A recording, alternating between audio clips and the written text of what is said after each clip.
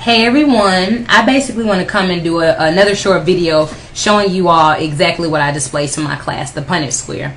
Before I get into that, it needs to be first understood that the oldest individual to ever be found on the face of the earth was a woman given the name of Lucy, who was African. She was found in South Africa. This literally ended all arguments that anyone on the face of the earth did not come from African people. That means that African people are the father and the mother of the entire universe. Now, the Punnett square.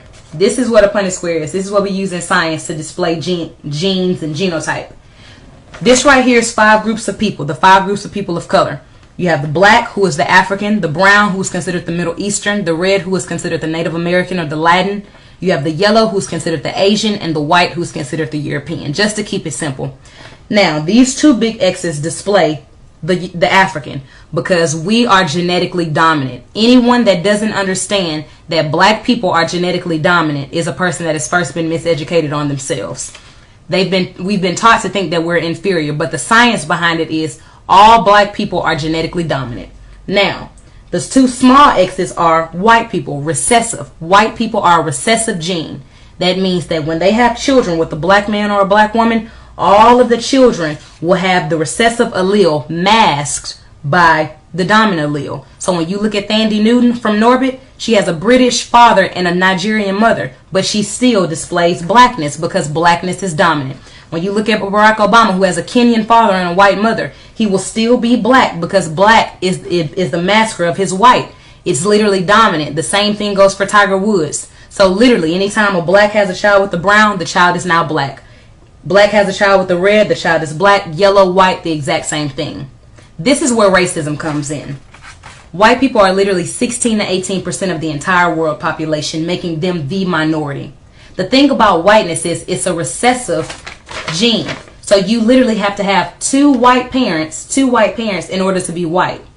So when Dylann Roof says you're raping our women, what does he mean by that? He means that anytime a white woman has a child with a black man, those children are not white anymore, because in order to clarify as white, you have to be 100% white. Well, to the people that are already the minority, it is extremely important to hold on to the genetics that they already have, because their genetics are already recessive. So think about prison. Why are so many black men are in prison? Because if you're in prison, what are you not doing? You are not having children. Why does it seem so many black American men are turning homosexual? So many black women are lesbians. Because if you are lesbian homosexual, you are not what? You are not procreating your race. The basis of racism is white people understanding that if we do not kill black people at all times, that they will eventually kill us. So when you look at black men being pulled over by oftentimes European police officers, shot and killed for no reason, is because they subconsciously understand that if I do not kill him, that he's going to kill my children with his genetics. Racism is not simply somebody hating you because, you know, you got this fly car, because they don't want to see you do well. White people do not want to go extinct. So in order for them not to go to extinct, they created a system called racism, white supremacy, in order to kill black people. Black people because we show the strongest genetic variability. So when you go to Africa, you're going to see a lot of different diseases that target black people, because we have got to diminish your numbers if we have a chance of living and surviving.